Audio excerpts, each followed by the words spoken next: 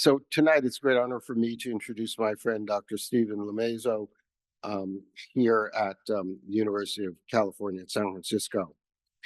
However, first, I would like to just say a few words about one of the founding members of the Bay Area History Medicine Society, who was also a member of the Grolier Club, Dr. Arthur Lyons. He died last November at the age of 92. He was really a distinguished neurosurgeon at UCSF at Mount Zion Hospital, and he was a stalwart of this society. He would come to every meeting for many decades. He was also extraordinarily bright. He knew everything, and important to me, he was a passionate book collector. He regularly attended the annual meetings of the Association Internationale de Bibliophilie, wherever in the world it was meeting. And this group, the Bay Area History of Medicine Society, made several visits to his home, which is not far from here. And he had a way of showing his books. He would just nonchalantly leave an incunable or 5 incunables or 8 incunables and 24 16th century books and monuments in the history of medicine just around on a table. So you didn't have to take them off a shelf, you just open them up. So he was very generous. So I think it's fair to say that those of us who knew him will miss him greatly. He really was the heart and soul of this organization for decades. Tonight is the 6th annual joint dinner and lecture of the Bay Area History of Medicine Society with the Grolier Club of New York.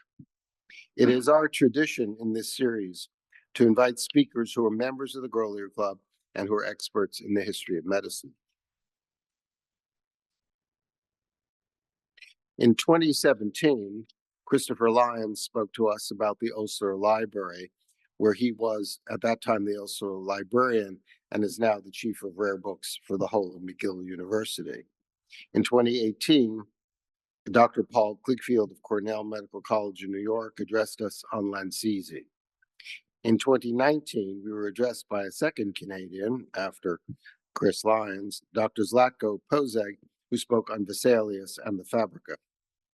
After the pandemic, Dr. Brian Morrison gave a lecture on Servetus, the discoverer of the pulmonary circulation, who was burned at the stake by Calvin. And last year, Jeremy Norman spoke about the Bibliotheca Osleriana, of which he is a serious expert. So we have been very fortunate. The Grolier Club has a long history with the Bay Area History of Medicine Society. In the past decades, we've been addressed by Grolier members Dr. Haskell Norman, Dr. Eugene Flam, and the late Dr. James Goodrich, who was the first doctor I knew who died of COVID. Dr. Lemaizo, who's here tonight from Belleville, New Jersey, is a neurologist who's been practicing for 44 years. I first met Stephen online. We seem to make a lot of new friends online nowadays. At a weekly chat, which consists of about 24 members of the Grolier Club. As you will see, he's engaging, entertaining, and very clever, and is often the life of the party on the Friday happy hour. But to the general public and to his fellow Grolier Club members, Dr. Lemaizo is probably best known for his collection of American magazines, from the very first one in 1744 until the present. It is no exaggeration to say that his is the best private collection of magazines ever formed. A portion of it was exhibited at the Grolier Club in an exhibition called Magazines and the American Experience from January 20th to April 24th, 2021. It was accompanied by a fine book. The exhibition subsequently received glowing reviews in the New York Times and in several other media, resulting in many members of the public coming to see it. Stephen's other passion is Franklin Delano Roosevelt. He has written 2 books on the great president's health, including the recently published FDR Unmasked, 73 Years of Medical Cover-Ups that rewrote history. He has often lectured on his subject, most recently at the 2023 Roosevelt Reading Festival, hosted by the Franklin D. Roosevelt Presidential Library and Museum in Hyde Park. He served for 8 years as trustee of that library and museum. So now, without further ado, here is Dr. Lumezo, who will address us on a medical history and biography of Franklin Delano Roosevelt. Thank you. Thank you. All hooked up? Everybody can hear me in the back of the room? Great. Well, I made it. I was supposed to be here last year, but I was ill. So I was going to get here whether it killed me or not. I am here. So let's talk about FDR, the gift that keeps on giving. I wrote a book in 2010, as Drew said, and this book came out in 2023 and 2024. And everybody says, well, it's the same book. Well, it's not. There's all kinds of new stuff, which you will see. But when you study biography, the more you research the person, the more you learn and the more associations you make. And up until last month, I said, oh, wow, this is this and that is that. That's what happens when you delve deeply into biography. So let's talk about FDR. As you can see, it says, oh, here, I have the laser pointer. 73 years of medical cover-ups that rewrote history. Now, you might ask, if you're an FDR scholar, how can a man who lived only 63 years have had 73 years of medical cover-ups? We're about to find out. Let's go. So this is FDR's death certificate from April 12, 1945, where he died in Warm Springs. You'll see that the person who signed the death certificate was his doctor at the time, Howard Gerald Brune, who was a cardiologist. And the cause of his death was, whoops, I don't want to do that, I want to do this. Cerebral hemorrhage. Yes, he did die of a cerebral hemorrhage, that is true. So, but then there's a little blank, it says anything else for primary cause, and it's blank. And then below that is the only cause, associated cause with arteriosclerosis, which is hardening of the arteries. So this was the story in April 1945, and this is the story today, except for what you're about to see. FDR was an extremely private individual. Everything he did was a secret. There were secrets yet to be uncovered. This is the most closely held secret of the 20th century, and I'm not kidding about that, okay? So this is Time magazine in June of 1940. 8 years into FDR's presidency, 8 years. The mystery, the bottom line, there was no man in the United States who could answer the question, who is Franklin Delano Roosevelt? And what I found amazing is this. This is the only time I've ever seen in print a reference to the dark mole over his left eyebrow. We're going to learn a lot more about the dark mole over his left eyebrow. So, again, he was a complete unknown because he wanted to be a complete unknown. Even when he died, there were rumors, but nobody knew who was Franklin Roosevelt and what was wrong with Franklin Roosevelt. So, as it turns out, his daughter on the left, Anna Roosevelt Halstead, her third husband was a physician, Jim Halstead, who was a professor at Columbia. She was getting in the 70s, she was getting all kinds of invitations from biographers and writers to, we don't know anything about your father. Can you give us an interview? Can you introduce us to his doctor? And she was waiting because there's letters, 2 or 3 asked them, and they said, no, we want Howard Brune to write a medical paper. Finally, they hooked the biggest fish of all, and that's this guy, James McGregor Burns. Jim Burns was a professor, a distinguished professor at Williams College in Williamstown, Massachusetts. And he had written his first book, you'll see on the top, The Lion and the Fox. And it was considered, you see, it's 1882 to 1940. It stops because nobody knew anything about FDR's life after 1940. But it was considered the greatest biography of FDR at the time. So Jim wanted to write another book. So he had a plan to write this book. It's echoing here. Is it too loud? Okay, good. Thank you. Okay. Called The Soldier of Freedom. So he calls Anna, and Anna says, I'm tired of all this sick man at Yalta stuff. Nobody knows what my father's health really was. So why didn't we make it up? And that's exactly what they did. She calls Howard Bruin, who the man who signed the death certificate, and she goes, Howard, I want you to write a medical paper for a distinguished medical journal. All those things out in the hall, all those, one of those, right? Get great credibility, you're the president's doctor, write it. Okay, so they concoct a story. Mostly false, but even as of today, people still believe it. If you go to his wiki page, it's there. So they hooked Jim Burns, and his book is supposed to come out at the 25th anniversary of FDR's death, in conjunction, coincidentally, with Howard Bruin's medical paper. Turns out the publishers could not get the book out in April, so they had to do it at the end of the year. But Burns is so over the moon about this.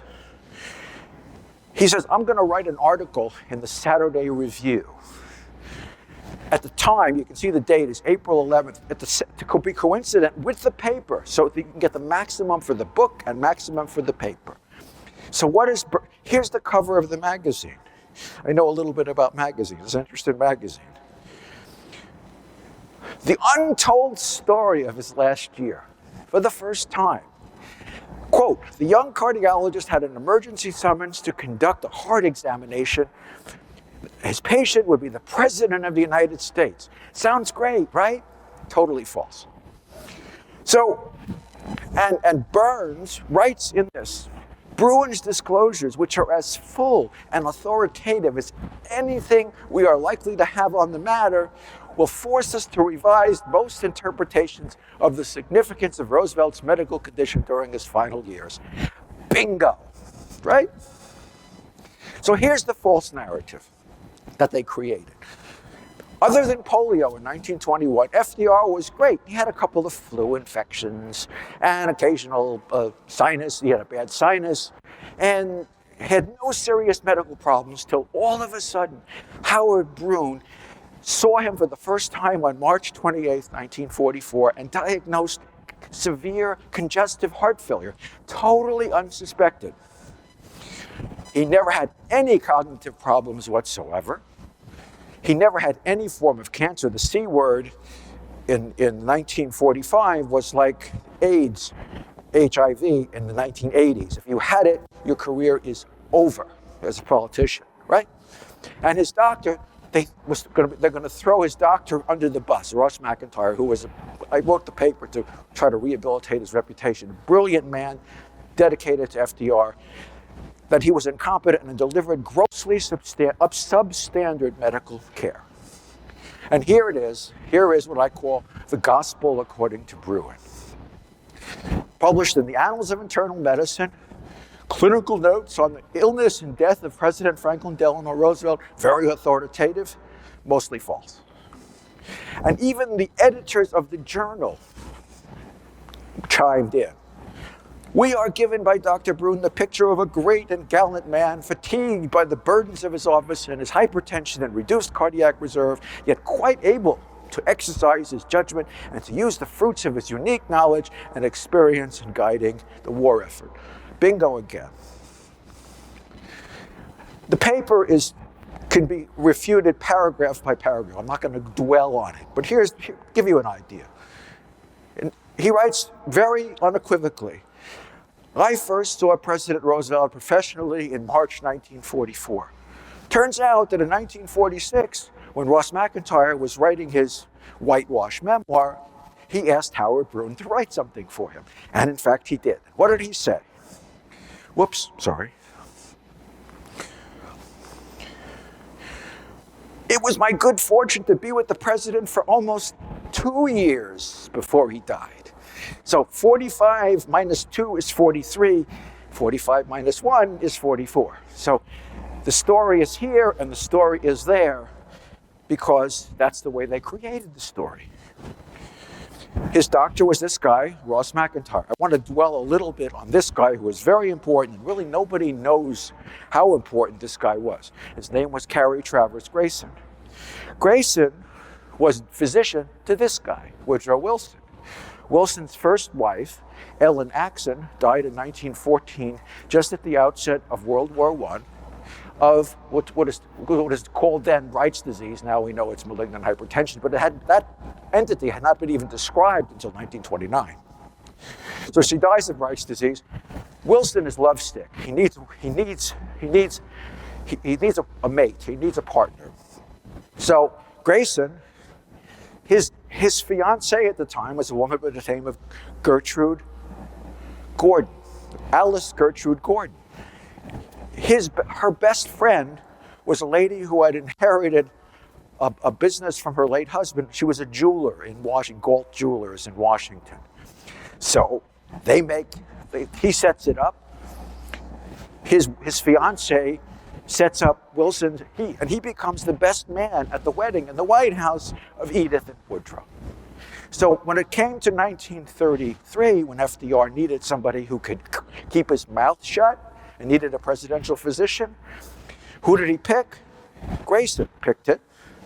Grayson picked this guy, Vice Admiral Ross T. McIntyre, one of the most unappreciated men in the history of the Navy.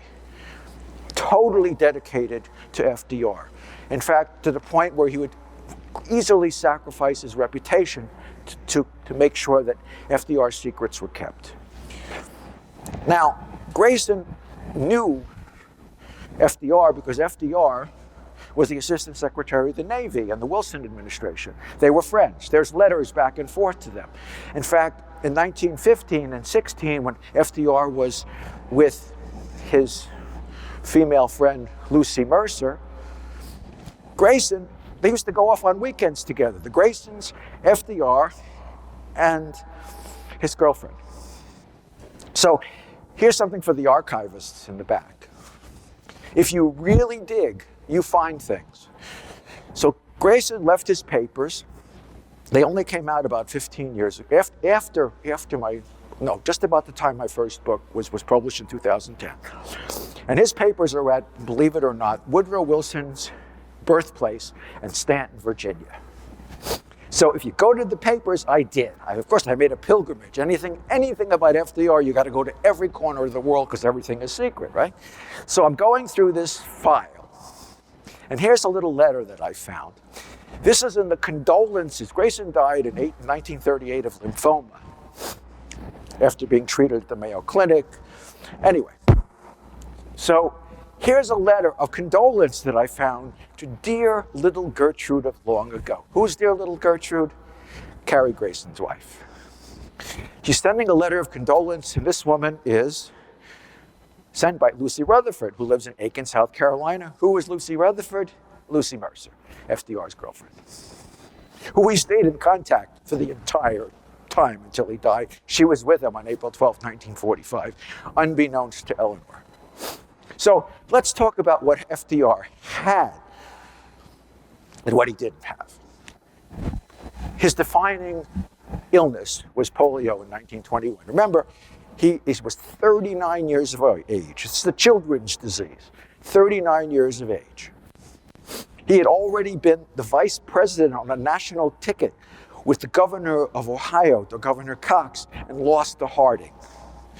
He was a setup to be the nominee either in 24 or 28 or maybe even 32. Everything was going great. There's a group of physicians, or not really actually medical history people, who are in Texas, who have been writing paper after paper that Roosevelt never had polio. He had what's called Guillain-Barré syndrome. You may have heard about this as a side effect of certain vaccines now, which is very minor, but nonetheless it is a side effect. So poliomyelitis is a viral infection which affects the anterior horn cells, the motor neurons of the spinal cord. When you do that, you get one thing, you get atrophy. It's like, the best way to describe it is trying to regrow the roots, the leaves of a tree when those roots to that branch have been destroyed. Impossible. So he had a very bad case of poliomyelitis. He almost died, but he recovered. He did not have Guillain-Barré syndrome, but if you read now, you'll say, oh, Guillain-Barré syndrome, never had it, not even close. There's never been a documented case in the history of medicine of anybody going into a wheelchair with Guillain-Barré syndrome. So what did he have? This is what he had. The polio left him with inability. Everything from the legs down was gone. He had to, in order to stand, he had no quadriceps. He couldn't lock his knees. In order to stand, he had to use these braces, and he'd have to pull his legs up, lock the knees, and then pull them up to a standing position. That's how he stood, quote unquote. So no matter what he tried to do, and he did a lot, including buying warm springs, this is what his legs were, and this is where his legs when he died. So when did the first cover-up begin? Right away. Here's his political guru, Louis Howe, who he had been with since 1912. They were brought together because FDR was running for Senate in New York, and he got typhoid fever, was flat on his back. He calls Howe. Howe campaigns without a candidate, wins the election. From that point on, Howe was writing him letters, "Dear beloved future president of the United States." So the two of them together, without Howe, there was no Roosevelt. So here it is, 1921. September 21st, right after FDR is afflicted, he writes to this guy and he says, "Mr. Roosevelt's illness turned out to be an attack of infantile paralysis, which fortunately is very mild and from which doctors assure him he will suffer no permanent effects." Remember, 73 years of medical cover-ups. 1921 is when the first one started. Even Roosevelt's polio was not made public until the 1980s, when Hugh Gallagher wrote this book exposing the moving story of his massive disability and the intense efforts to conceal it from the public. This is just polio only. But the point was, make him look like he's walking. He's just a man with a cane now. He doesn't have a serious problem anymore. But the measures that they went, read Hugh's book. It's phenomenal. The control of the press was such that FDR could actually say, in 36, he issues an edict for the press. No photos when he's not looking. They didn't like the expression on his face. From now on, every photo was staged. Here is the truth of what FDR was in his wheelchair. This is on the ill-fated USS Indianapolis in July 1943. This is Louis. But you look and you'll see the sailor looking at him. He says, "Wow, I didn't know he was in a wheelchair." And that continued all the way through 1945. This is on the deck of the Indiana. FDR was so powerful, he decided he wanted to go back to Campobello. So he calls the Navy, and they send a newly commissioned battleship for him to take him to Campobello. That's the power of this man. The other thing I want you to remember, which my wife reminded me of, think about what he had to go through. What he had to go through to do even the most menial tasks of life, like going to the bathroom, or anything he had to do required, he had a full-time valet from the beginning. He had his own full-time medical aide, who incidentally was also the medical aide for Woodrow Wilson after his stroke. Oh, I forgot that. Grayson and Edith Wilson ran the United States for 18 months when Wilson had a right middle cerebral artery infarction and was totally paralyzed on his left side. Small problem. So this is a typical example, which we catch him at. Here he is, look, gentleman with a cane. But when you look at it in detail, you can see that he's balancing himself between two canes. He could not stand unassisted. If he wasn't holding on to somebody, he would fall flat on his face. If his braces weren't locked, he would fall flat on his face. So it took FDR 7 years to get back into the political arena. In 1928, he was still at Warm Springs, and Al Smith, this guy, approached him and says, "I'm running for president in 1928. He gave the nominating speech in 24 and 28. And I need you to run for governor of New York so we can carry New York State, which has the most electoral votes, and it'll help me in the election." So what happens? FDR wins. Smith gets killed by Herbert Hoover. Smith wants to run the governorship from the back. And FDR says, "No way." And they break. So before he became president, braces were not a secret. So here they are in 3 poses. You can obviously see his braces attached to his shoes, right? all of a sudden, guess what? The braces disappear because they're tailoring his pants longer so you don't see the braces. And the braces underneath it are painted black so you don't see them even if the pants leg comes up, right? So this you might recognize as King George VI. This is June of 1939 when King George came over for that quote-unquote hot dog breakfast. That's another story altogether. Hot dog lunch. That's another story altogether. So, and even at the FDR World War II memorial, here's a statue, no braces, comfortably sitting there like he's ready to get up and walk down the street, right? Here he is. I love this photo. Gorgeous photo of FDR. Again, this is the conspirator. This is Anna. And time is an amazing thing. I don't think there's anybody under 30 who knows what that is. You mean you actually have to roll up your windows? And there's a roll up for the other window. So here he is at Tehran, figuring out the world with Joe Stalin and with Winston Churchill. Again, the only way he could have gotten his legs there, his braces aren't on, that he had to literally lift them up and put it there. Otherwise, he couldn't assume that position. So FDR was great at rehabilitating himself from polio. He had devised a way of imitating walking. So to the world, it looked like he was a man with a cane. But he was a wonderful medical scientist, a great rehabilitative physician. But he made one mistake, which medical science didn't even know at the time.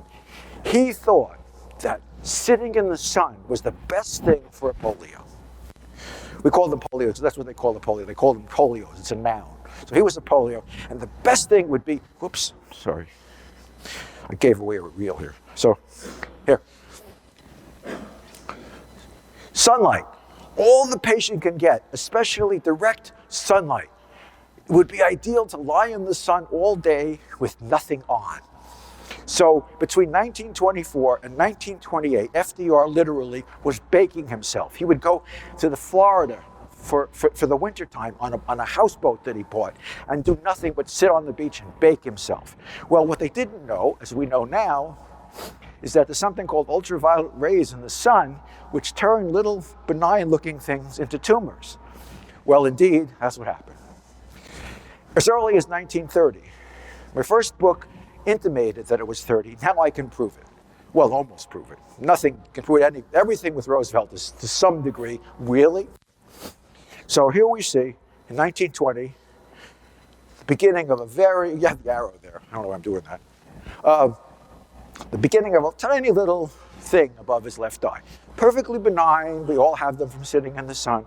No big deal. Here he is earlier, and you'll notice there's a scar here. That's from a childhood incident. We know all about that. He was in his family railroad car, and they hit him in the head and gashed his eye open. That's old. This baby over here, a little bigger than you might expect. They probably had some work on that as well. Anyway, here he is in 1920 with that little thing. So what happens? He's diagnosed with melanoma. We'll talk about that in a minute. So there were two ways to treat tumors at the time. Cancer was, and I did a real deep dive into the history of cancer. There were two ways to treat cancer in this time. You either cut it out or you burn it out. There was no such thing as chemotherapy. There was such thing as immunotherapy, but they didn't even know it yet, and I'll tell you about that in a minute. So, but what they did know in the literature is that melanoma is the most malignant of all tumors. If you don't get it right away, it will kill you. It's just a matter of time.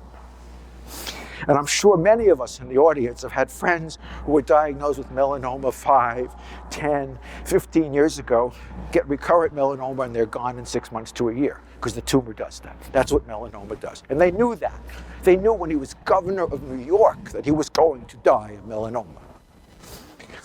So again, burn it out, cut it out. If you look deeply into things, you find things. Here he is at his first inauguration, sitting next to Herbert Hoover. Famously dour, famously didn't want to talk to him. If you blow up the photo, fortunately it's a nice photo, what do you see here? There's a scar in his eye. Why? Because they started to cut it out. And who did that? This man, Les Heider. This is one of the new things I found. There was a reference to him at the FDR library, so I looked him up and I tried to find his ancestors. He had a son, Bill, who I still talk to. Bill was born in 1945. He has all of his father's papers. They didn't mention the C word, but they got pretty darn close. Someone else did mention the C word coming up. The other man in this photo is this man, Vincent Astor. Astor was, this is the kind of the revelations you make. Astor was the little brother that FDR never had. They were extremely close. It turns out for the people who do wills, the executor, I got 1 second. Vincent Astor's father was John Jacob Astor IV. He was the richest man to go down on the Titanic. When he did that, Vincent was a freshman at Harvard. He left him 90% of one of the world's greatest fortunes. And Vincent spent the rest of his life spending the money. And then after that, his third wife, Brooke Astor, spent the rest of the money into the 21st century, into the late in his life. Anyway, so Vincent was again, there's books to be written about this. There will be books about this because Vincent was a very, very important thing. What he did was, he liked toys. One of his toys was this. This is the Normahal. This was the world's most luxurious private yacht, 263 feet. And Vincent went to Kiel, Germany to have it built by Krupp Gemeinschaft in 1927. It could sail around the world and refuel only once. The world's most luxurious yacht. So this is FDR's real friends. These are the people he liked to hang out with. Relatives of his. This guy was a relative of his wife. This is Theodore Roosevelt's son, Kermit, the only one of that side of the family that FDR was friendly with. And the most important person was a friend of Vincent's, this guy, Dr. Hyder. And we have Hyder's papers. They're fascinating. Anyway, next. So let's talk about Leslie Hyder. This is a medical audience, so I wanted to point out some medical things here. Hyder was from Mobile, Alabama. He did an internship down in Alabama, and he came to New York, and he wanted to learn more about cancer. So he applies, and he gets accepted to an internship. In those days, that was the residency. That's the way training was. Advanced training, and he's an intern at the Memorial Hospital for the treatment of cancer and allied diseases. I could talk about this for 10 hours.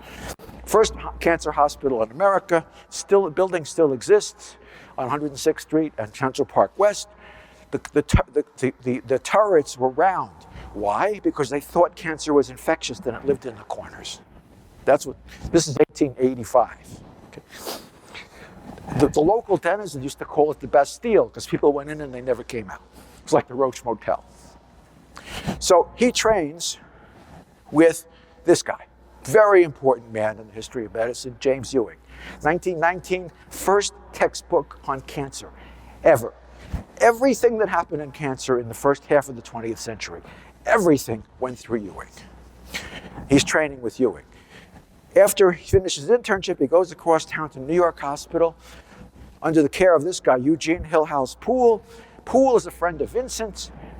And his star patient is this woman, Helen Hooper Brown, who loved Dr. Hyder, writes him a letter and says, anything you want me to do for you, anything I will. She was the heiress to the Ames shovel fortune at age 11. Helen Hooper. She marries Brown. Who was Brown? Lathrop Brown, FDR's roommate. FDR was the best man at her wedding. That's how so hence the connection to Dr. Hyder. So Dr. Hyder, this is all you'll see from the Hyder collection. Fascinating stuff, right? So I won't dwell on this very long, but what does Dr. Hyder write about? He's giving a talk, a case of unusual frontal sinus involvement of cancer. Well, where was FDR's melanoma, right? Other people in this, I won't dwell on it very much. Above it is Dr. Martin. Anybody know who Dr. Martin was? Hayes Martin. His star patient was Babe Ruth. Everybody who had cancer went there. Everybody. But I want to put a shout out real quickly to this guy, William B. Coley. Coley was the head of the orthopedic service until 1931. Before there was burning out, Coley noticed that people who had fevers with soft tissue tumors, they would shrink. And he said to himself, maybe if I give them the bacteria from what it was, then maybe the response that they make to the bacteria will shrink the tumors. In fact, they did. And this wasn't, and he had developed a product called Coley's toxins, which were used until radiation therapy became in vogue. And actually later on, because it's evidence that FDR was treated with Coley's toxins. But today, William B. Coley is considered the father of immunotherapy. And here we are in 2000 to 2024. Lots of people, I could talk about this forever. 1934, FDR is going to take another cruise on the Norma hull. What are they going to do now? They're going to try to burn the tumor out. How are they going to burn it out? This guy, Dr. H.P. McEwen. He wrote a paper a few years earlier about 6 cases of melanoma, which he cured with high-voltage X-ray radiation therapy. They were using radium and X-ray radiation. He invented a machine which could deliver X-ray radiation outside of a hospital setting. Bingo, right on the Norma hull. We're going to give it to him on the ship. Who's on the ship? Dr. Hyder. So here's a telegram. There's a smoking gun. This is it. This is new.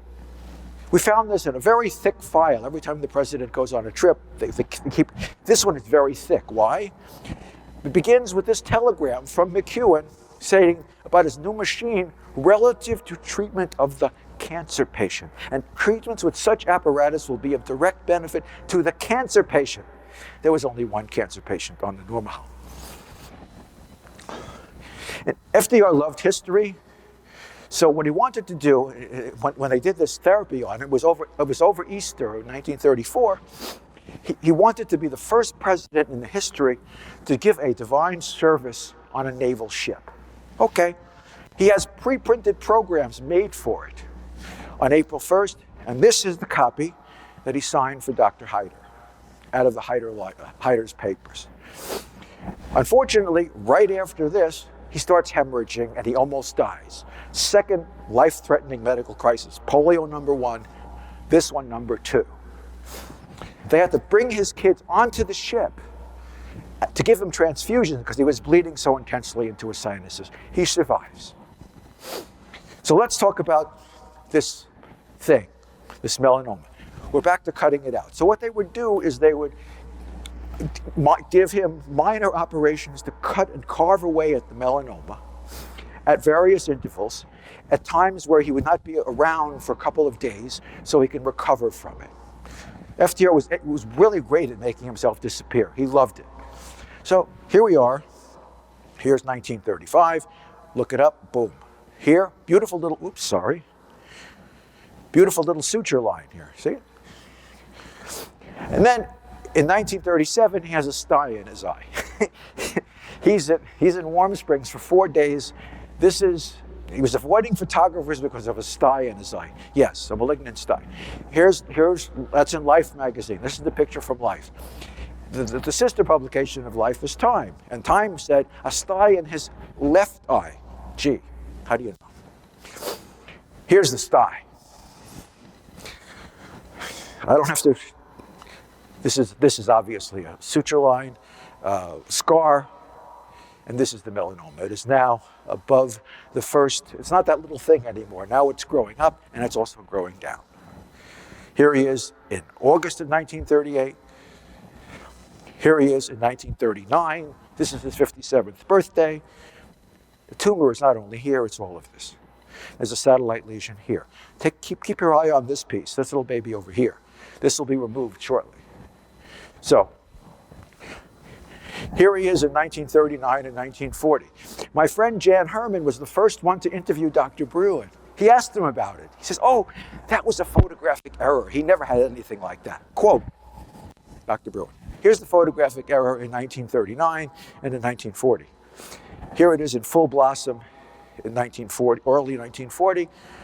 And this is the only document we have in all of the FDR library which mentions it to a doctor who was a cancer specialist, wrote a letter to FDR and says, I'm worried about that thing over your eye. And he says, Ross, send back a letter. Ross sends him back a letter. Don't worry, we're watching it, nothing wrong, no big deal. Here it is. This was the cover image of my first book. Here you can see the scar. the lashes, the hair and his eyebrow are combed over it, right?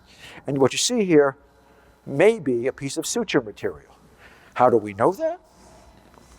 Here he is 3 months later, and here's the scar from where that suture material was. This is taken through a telephoto lens. Very famous photograph. You look close, you find things. And by all of a sudden, this is disappearing. This thing, that thing is now a shadow. Was it skin grafts? Was it surgery? Who knows? It's a closely held secret. But by the time of the Arsenal of Democracy speech on December 29th, 1940, he gave a fireside chat here. Clark Gable was in the audience, little things. Anyway, now it's disappearing. And here it is in 1942. You can see something going on there, maybe a skin graft. One thing you know about Ross McIntyre, he was a phenomenal plastic surgeon because his discipline was ENT, always just for his sinuses. Those days, ENT was H-E-E-N-T. So every ophthalmologist was also, every ENT doctor was also an ophthalmologist. And they were microsurgeons. And this is why they picked McIntyre in the first place. Not the story that, oh, it's just because he had sinusitis, we got him in for the sinusitis. Wrong. And here it is in 1943, it's gone. So I like to have a little credibility here. So I don't know if anybody you know who Bernie Ackerman was, A. Bernard Ackerman. He was one of the world's great dermatopathologists. He had a clinic in New York City. So I called up Bernie. He was interested. I took him up to Hyde Park. We looked hundreds and thousands of photographs that I brought out for Bernie to see. And lo and behold, we submitted an article to the Archives of Dermatology, Bernie and me. Bernie died shortly after. This is the last paper he ever wrote, of the hundreds that he wrote. And lo and behold, what did they say? Looks like a melanoma. There were other things that FDR had. Here's life-threatening crisis number 3. We have certain laboratory values from FDR. This one is in 1940, during the run-up to World War II, FDR feels a little tired.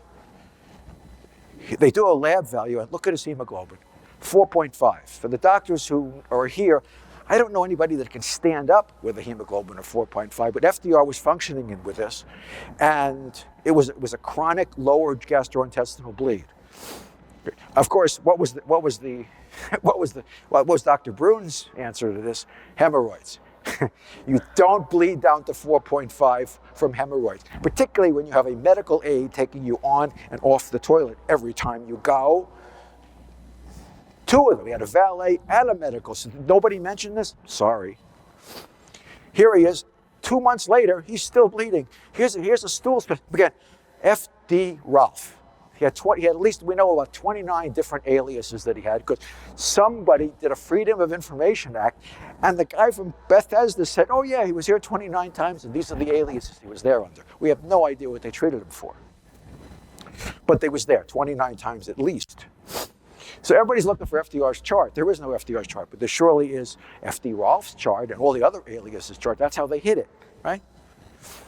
So these are the lab values we have. I'm not going to dwell on it, but you can see that there's jumps on his hemoglobin, which are only attributable to one thing, transfusion. How do we know that? Because Eleanor wrote to Anna that her father has had 2 transfusions. What did Ross McIntyre say in 1951? He had a mild anemia.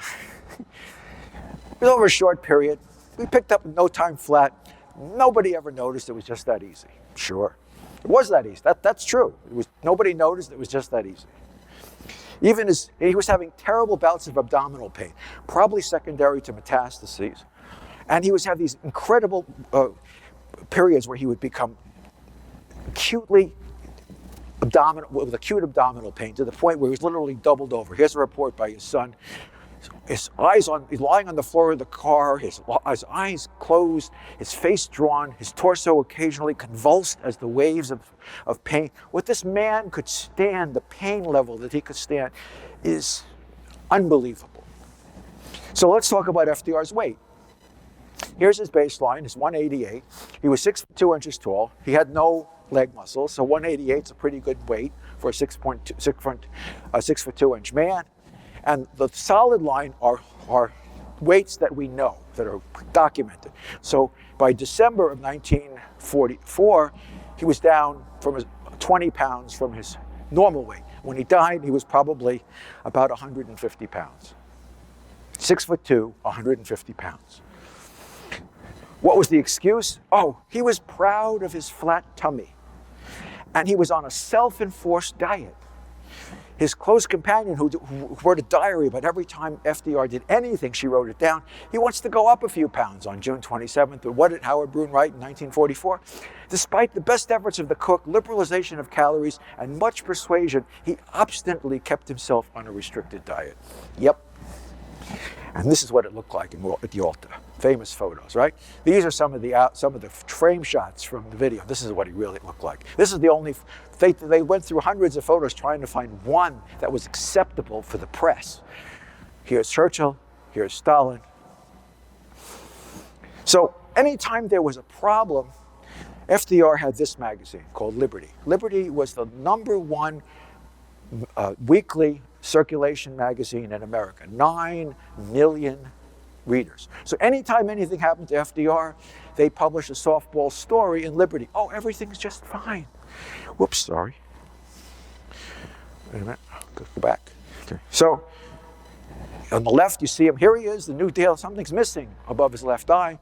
So in the bottom, unanswered questions about the president-elect by a doctor. What did it say? He's the picture of health. Nothing wrong with him. Here he is. Is he physically fit for a third term? No problem. Picture of health. Heart's like a chronometer. No problem. It was probably an atrial fibrillation at the time. Anyway, here he is. The first issue after the war starts. Is the president a well man today? You know the answer. Of course. So he did have significant cardiovascular disease. This is Howard Brune. At this time, they allegedly called in Frank Leahy. And people who don't understand the history, maybe you've heard of the Leahy Clinic in Boston. What was Leahy's specialty? He was a world-class cancer surgeon. Abdominal cancer, that was his strength, okay? Again, there's a lot to talk about.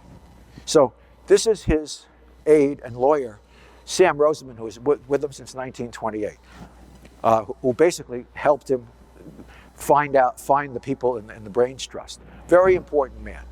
His granddaughter is Mrs. Merrick Garland. Okay, so this is FDR's blood pressure in 1944. Look at the numbers. 104, 116, 114. I mean, big numbers, right? There's a couple instances we know it was 150 diastolic. 150 diastolic. Okay, wow. Why didn't they treat it? Well, remember, if you look at the death certificate, it says arteriosclerosis. It doesn't say hypertension. Why? Because they didn't know it was dangerous. This is the history of medicine, understanding diseases in the context of the time that they're in. In 1937, America's greatest cardiologist, Paul Dudley White, who had another patient by the name of Dwight David Eisenhower in the 50s, writes, "It's an important compensatory mechanism. Don't fool with it. It's good."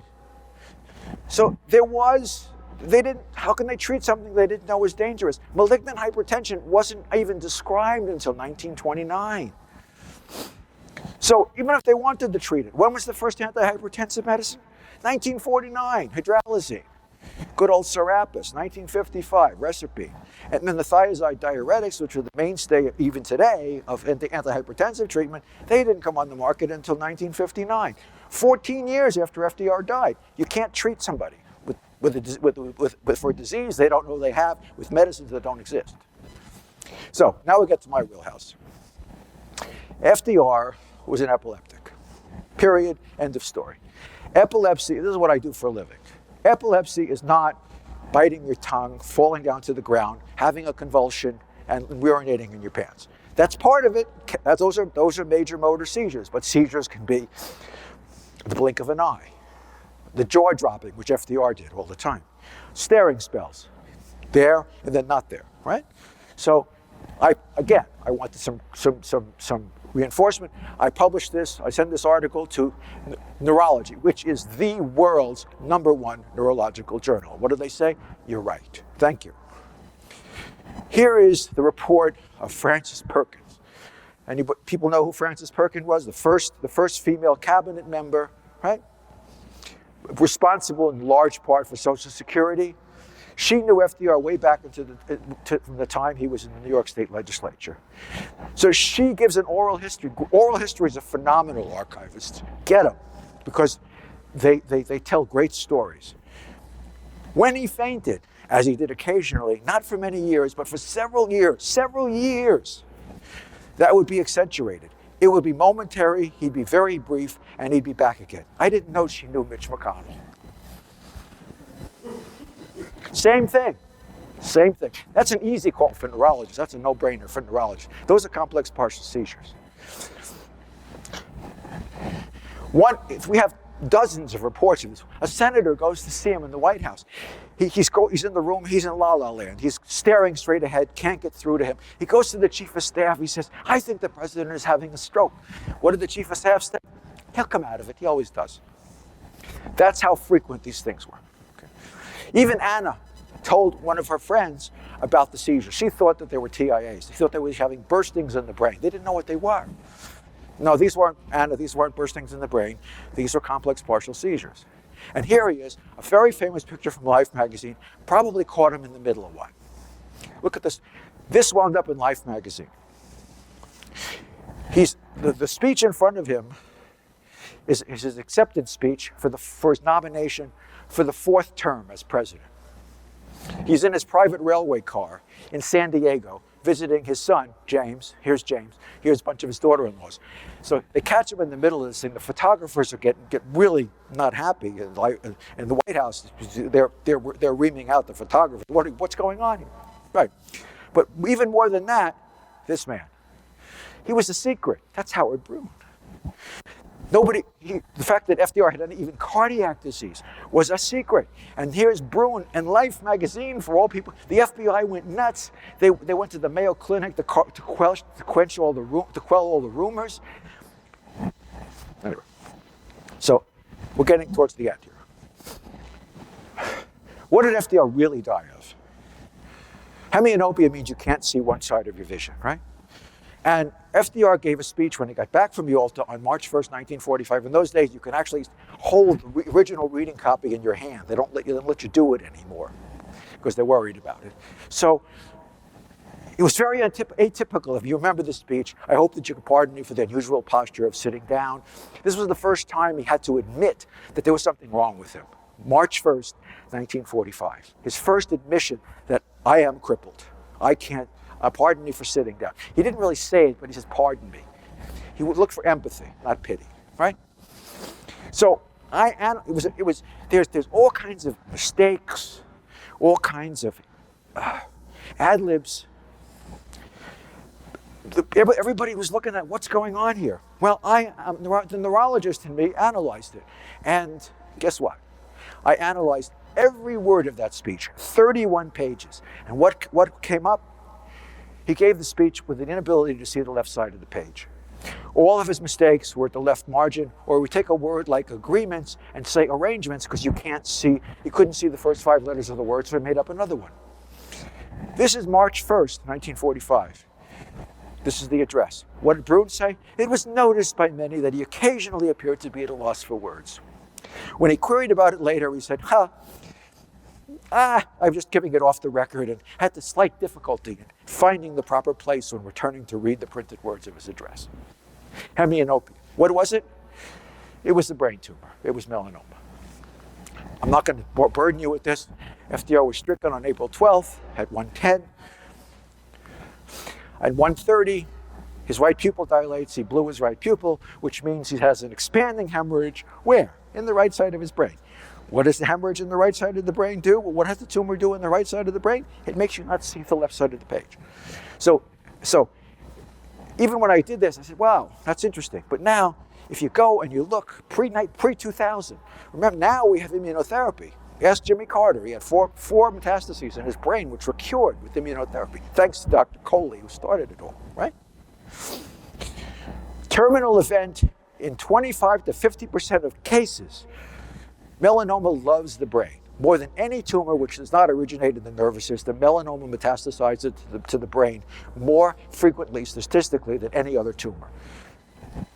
There it is. So why did Bruin do this? Well, on FDR's last visit to Warm Springs on March 1st, 1945, he went there to try to gain the strength because he wanted to go on a slow train across the country to deliver the opening address of his dream, the United Nations. He wanted to be what Woodrow Wilson could not be, someone who created a world peace organization after a war. That was his own measure in his own mind of what greatness was. He wanted to be better than Woodrow Wilson. So he's sitting down with Daisy Suckley, who wrote this diary and left out all the hard parts. Okay, but she left a great diary when it didn't have anything to do with his health. Miss Suckley, you realize, like all people who work with this man, I love him. If he told me to jump out of a window, I would do it without hesitation. He jumped out of that window for 50 years. He lived to be 90. His last interview telling this story, which we'd make up all the time, was to Doris Kearns Goodwin for No Ordinary Time. Her book, which won the Pulitzer Prize. 94 minus 21 equals 73. Thank you very much.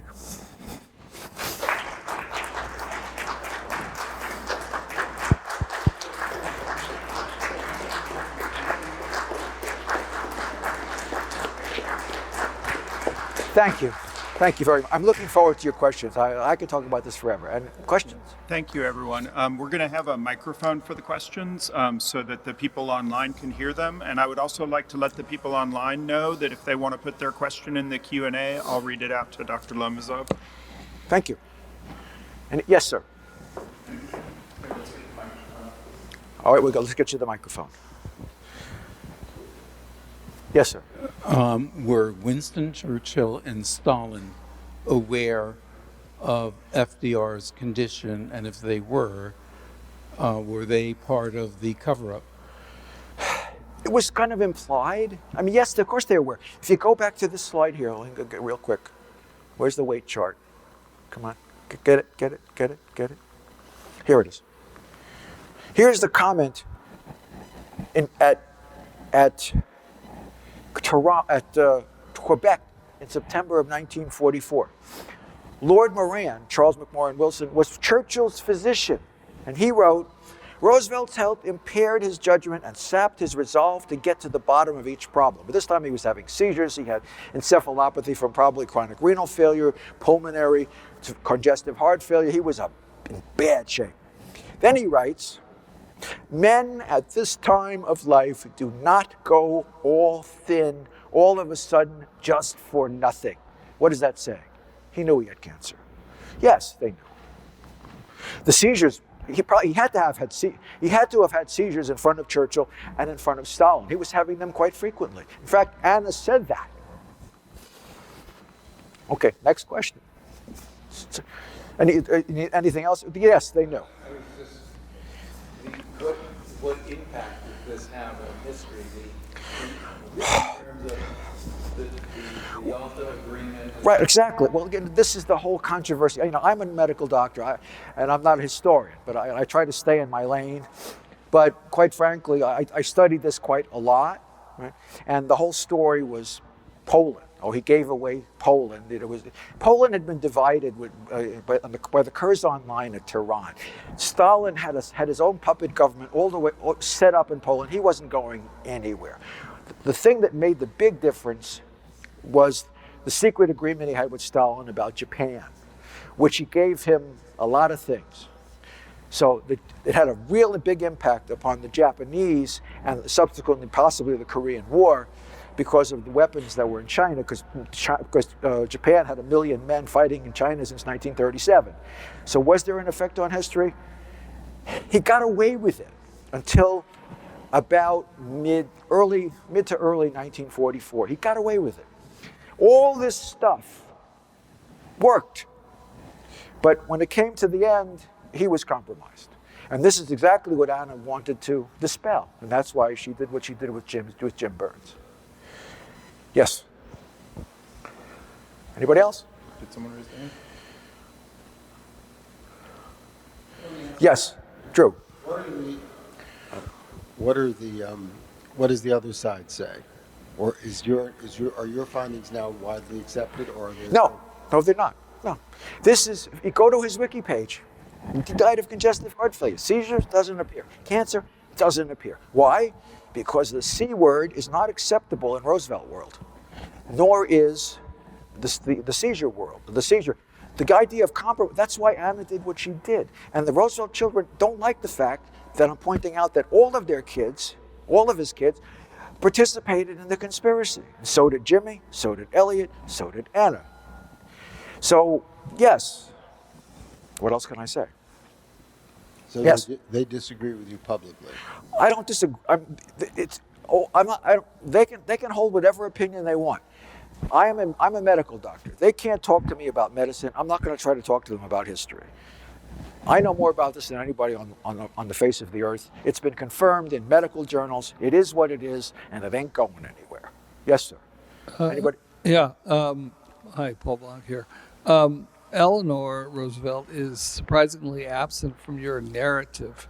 When you searched through her papers, I assume, was there nothing there to support your major assessments, or was Eleanor? Right. Well, obviously, you're talking about the greatest political marriage in the history of America. Bill and Hillary got close, but they weren't Franklin and Eleanor. After 1918, with the Lucy Mercer Agreement, they were a political couple. They went their own ways, but they complemented each other. So when FDR had a problem he couldn't handle, he says, Eleanor, go do this and tell me about it. That's what happened with that. And she's on record. The medical records were found in her papers. Anna got them from her mother's papers. And her mother refused. I'm not going to talk about my husband's health. That's his problem and not mine. That was her comment about it. Of course she knew. He was having seizures in front of her. She knew everything. Anna wrote her the letter in 1941. She wrote to her daughter, Paul didn't look too good. He had just had 2 transfusions. She knew everything. Of course she did.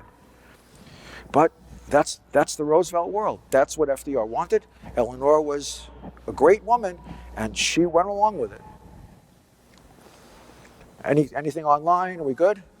Just to follow up on Drew's question. Sure. Do I understand that no report of melanoma has been found? Is that right? It's a kind of an inference. Well, yeah, I guess you would call those surgical scars and the growing thing that goes away by itself for no particular reason. Yeah, it's an inference. This is the medical cover-up. Was there an autopsy? Of course not. Yeah. They didn't want it. Okay, of course they're not. Was there a biopsy? I'm sure at one time there was. This is the most closely held medical secret of the 20th century. Okay. So you're assuming there is a report somewhere that got burned up? There may be. I've written my second book out on it. In 2010, I got a lot of calls from people, and they said, "Well, maybe," but nobody gave me positive confirmation. But we know. I mean, the evidence it's overwhelming. It's like Mitch McConnell's seizures. You see it, you know it. It's that. There's no doubt about it. And interesting. Here's a great story. 1937, FDR leaves burial instructions. He puts it in an envelope and he gives it to Eleanor to put in to her son Jimmy to put in the safe. And what does he say? No embalming, simple wood casket, no autopsy. Then he says, he wanted his schoolmaster, Endicott Peabody, to preside at the funeral. Peabody was 25 years older than him. So in 1937, he's saying that he wants a guy that's 25 years older than him to preside at his funeral. Peabody died in 1944. So he knew it was, again, we're talking about the most closely held secret of the 20th century. Yes, this is what it is, and there's no, in my mind, they're doing this since 2007, this is what it is. So, could you talk a little bit about the role of the press here and what Sure. they did, and contrast it with the recent story about Lloyd Austin and his health issues? Absolutely. The press was complicit. They had a deal. In FDR's lifetime, not a single photo of him in a compromising position was shown. Not one. Not even a political cartoon showing him that. Okay? If he had a problem at a press conference, thank you, Mr. President. This was the unwritten rule. Now, some of the reporters would leak it to the FBI. We have FBI memoranda about prostate cancer and things of that nature. But the official, because they knew that the press knew that if they did anything to cross the line, they're gone.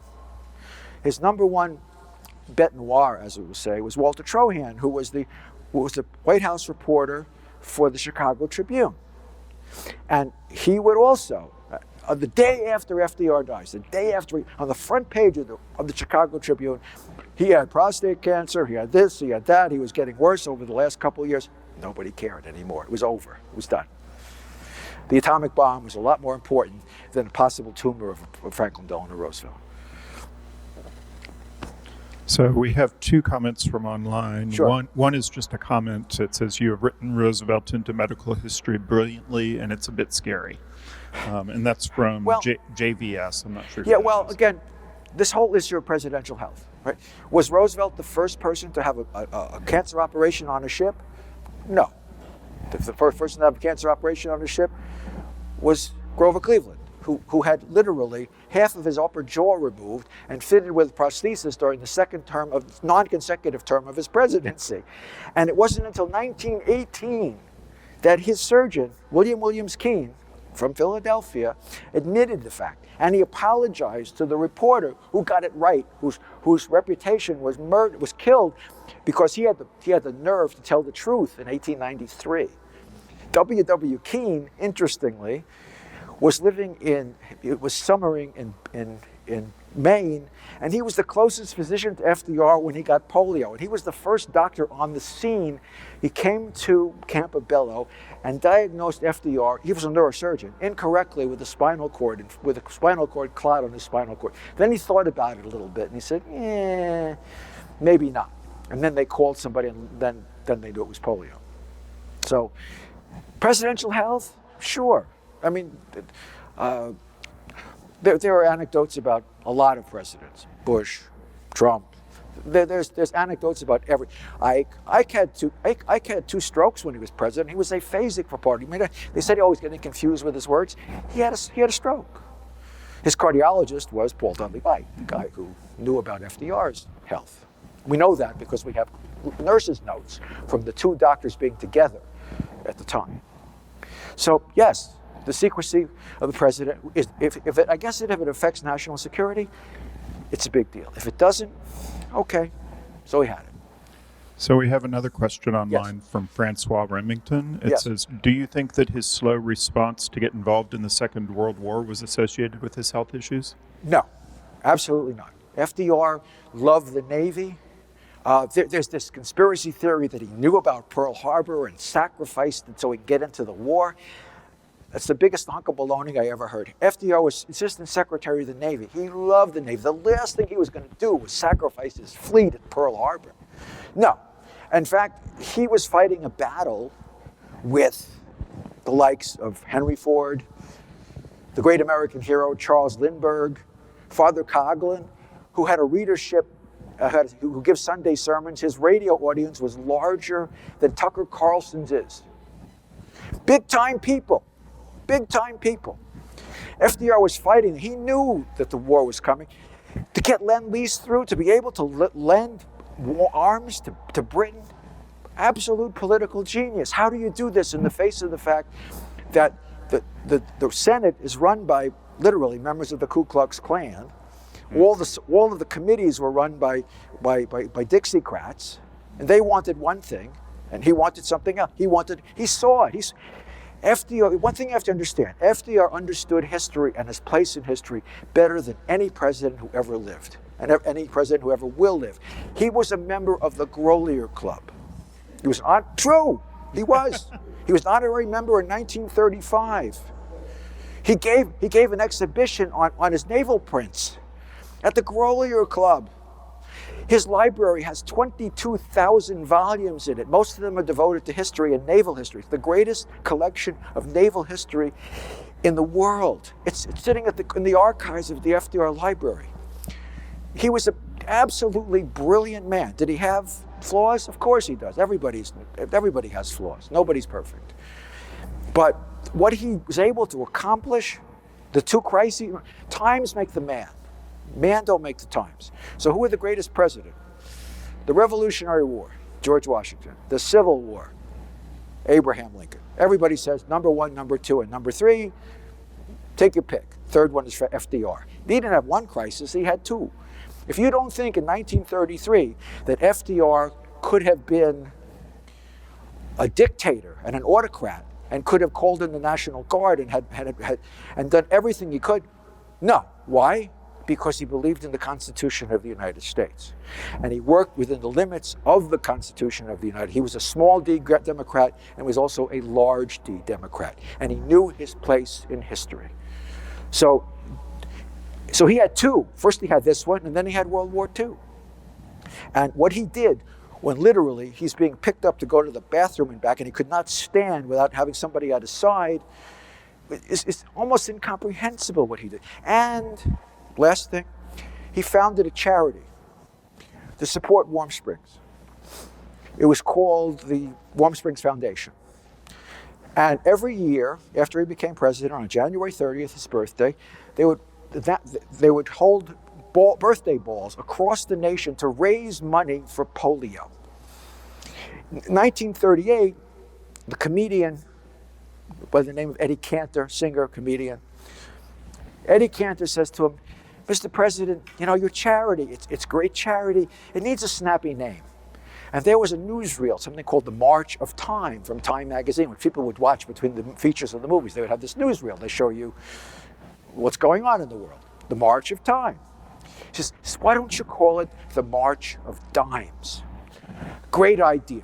From that point on, the White House is flooded with dimes. Flooded. What happens? The charity thrives. And in 1945, when he dies, the only coin, the days we used to carry coins in your pocket, I don't carry them anymore, I don't know anybody that does. Before 1946, the dime had an allegorical liberty figure. The only coin that had it. What happened in 1946? They put FDR on it. Why? Because of the March of Dimes.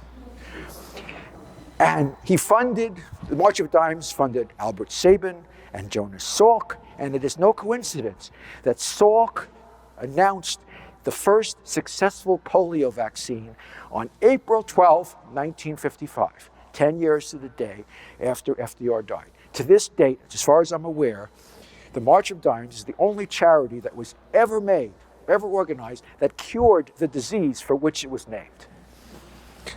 That's greatness. Yeah. Thank you.